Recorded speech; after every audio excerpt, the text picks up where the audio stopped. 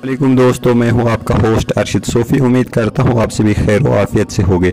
चलिए बात करेंगे एक पीडीडी मुलाजिम के रिलेटेड, जो कि अब्दुल हमीद नामी एक पीडीडी मुलाजिम था। इलेक्ट्रिकल शॉक लगने की वजह से वो क्रिटिकल सिचुएशन में पहुंच चुका है और वो बड़सगाम का रहने वाला था और अभी उन्हें अनंतनाग हॉस्टल में रेफ़र कर लिया गया है।